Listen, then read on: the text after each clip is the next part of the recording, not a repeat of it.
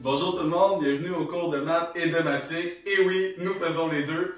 Aujourd'hui, on va voir la forme développée, mais vu qu'il y en a plusieurs, des formes développées, on va parler de la forme exponentielle ensemble aujourd'hui. Dans le fond, il va falloir avoir des exposants. Puis bon, vu qu'on est dans un système numérique en base 10, ben, chacune des positions va être une base 10 affectée d'un exposant. Donc, on a nos bases 10 qui vont chacun avoir un exposant. Puis, on va essayer de juste, dans le fond, aller écrire un nombre, mais d'une autre manière en utilisant justement la forme développée qu'on va faire à l'instant. Donc, mettons un exemple. Mettons que moi, j'ai le nombre 123,45. Donc, j'ai 123 et 45 centièmes. Ça, ce que ça veut dire pour moi, c'est qu'il va falloir que j'écrive chacune des positions une par une. Donc, moi, dans ma forme développée, j'ai une centaine, mais vu que je suis en exposant, ça veut dire que j'ai une fois une centaine, mais d'habitude, j'écrirais 1 fois 100. Mais là, vu qu'on est en exposant, ça veut dire que j'ai 1 fois 10 exposant 2. 10 exposant 2, c'est l'équivalent d'écrire 100. La prochaine position, je vais venir additionner. J'ai 2 dizaines, donc je pourrais dire que j'ai 2 fois 10. Mais encore une fois, vu qu'on est en écriture exponentielle, je vais dire que j'ai 2 fois 10 exposant 1. Et là, mon fois est un peu croche, comme ceci. Donc, j'ai 2 fois 10 exposant 1.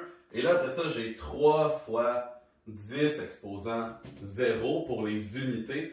Ça, là-dessus, il va y avoir une autre vidéo qui va être une vidéo bonus pour expliquer pourquoi, quand j'ai un exposant 0, c'est l'équivalent d'écrire 1. Là, vous allez me croire sur parole, tant mieux, merci beaucoup. Mais, prochaine période, dans le cours bonus, on va aller voir pourquoi ça vaut 1.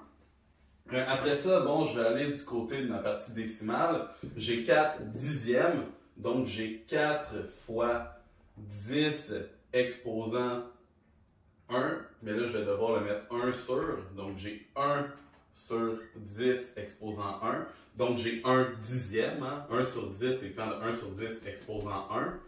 Et après ça, bon, je vais venir additionner mes centièmes, qui en a 5, donc 5 fois 1 centième. Je pourrais écrire 1 sur 100, mais encore une fois, on est en écriture exponentielle, donc je dois dire que j'ai 1 sur 10 exposant 2, ce qui est équivalent de 1 centième. Quand vous allez être rendu en secondaire 3, dans le fond, vous allez voir qu'à la place de mettre 1 sur 10 exposant 1, on pourrait carrément écrire 10 exposant moins 1. Ou à la place de mettre 1 sur 10 exposant 2, on pourrait écrire 10 exposant moins 2. Mais là, bon, vu qu'on est en secondaire 1, on va rester avec une écriture avec des exposants positifs. Mais en secondaire 3, oui, on va avoir une règle qui va nous permettre de mettre des exposants négatifs. Ceci était mon premier exemple. Je vais en faire un deuxième avec vous. Pas parce que, bon, je veux être redondant, mais parce qu'il va falloir qu'on se parle de qu'est-ce qu'on fait quand on a un chiffre qui est 0 à une des positions. Il va y avoir deux choses qu'on va pouvoir faire, donc on va l'essayer ensemble. Si je te dis que j'ai 240, bon, on va dire 507, mettons. Les zéros, tu as le droit de ne pas les écrire parce que justement, ils ne valent rien. Si tu veux, tu peux l'écrire aussi. Donc, je vais écrire le premier, puis le deuxième, je ne l'écrirai pas. Tu vas voir dans le fond ce que tu peux faire. Ça te donne du choix dans le fond en mathématiques. Hein? La valeur reste la même, on peut en profiter. Donc, moi ici, bon, j'ai 2 la position des centaines. Donc, j'ai 2 fois 10 exposant 2, plus 4 fois 10 exposant 1.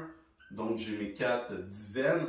Et là, pour mes unités, je vais l'écrire. Je vais dire que j'en ai 0 des unités. Donc, j'ai 0 fois 10 exposant 0. Donc, j'ai 0 fois 1 qui me donne 0 en fait. Donc, tant mieux que ça me donne 0. C'est ça l'objectif.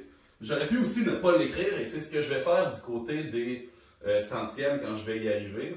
J'ai 5 fois 10, ben 1 sur 10 exposant 1, plus, je ne l'écrirai pas ici au centième, parce que bon, 0 fois 1 centième, ça me donne 0, donc je peux ne pas l'écrire, ça ne vaut rien. Donc ici, je l'écris pour mes unités, mais ici, je ne l'écrirai pas pour mes centièmes, afin que vous voyez les deux possibilités. Puis ici, bon, j'ai 7 fois 1 millième, donc 1 sur 10 exposant 3.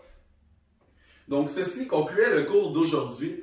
Moi, je vous souhaite une bonne fin de journée. N'oubliez pas de vous abonner et de sonner la cloche. Bonne fin de journée à tous et profitez-en pour vous amuser, gang. Au revoir.